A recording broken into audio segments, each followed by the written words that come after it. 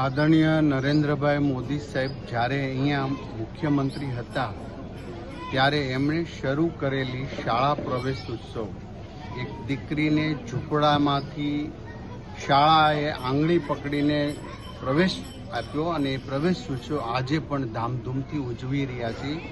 એનું પરિણામ એ આવ્યું છે જ્યારે 18થી 20% ડ્રોપ રેશિયો હતો, જે આજે 1 ડ્રોપ રેશિયો રહ્યો છે, જેથી કરીને 100% નામાંકન થઈ અને 100% જન્મે છે બાળકો, એ બાળકો પ્રવેશ લે છે.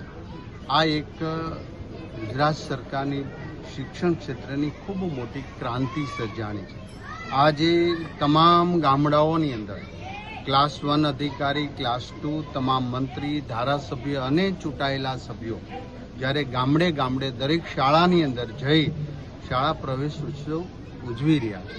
શાળા પ્રવેશ ઉત્સવ એટલે એક બાળક માટે ખૂબ મહત્વની વાત છે, કારણ કે એનું કરિયર અહીંયાથી શરૂ થાય છે, એના જ્ઞાનનું પરબ અહીંયાથી ખુલે છે ને આખા ગામની સાક્ષીમાં જ્યારે બાળક અધિકારીઓ, નામાંકિત વ્યક્તિઓ, ગામના સરપંચની હાજરીમાં જ્યારે એ પ્રવેશ લે છે ત્યારે ચોક્કસ એનો યાદગાર દિવસ બનતો રહે છે.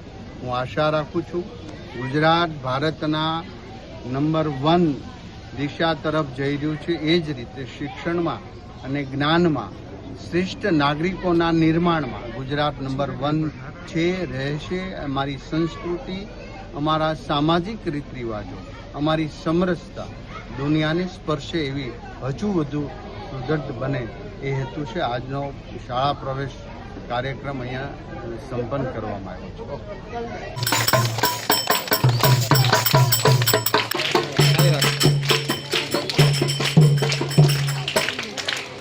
બાળકો પ્રવેશમાં માત્ર પ્રવેશ નહીં, એને પ્રવેશ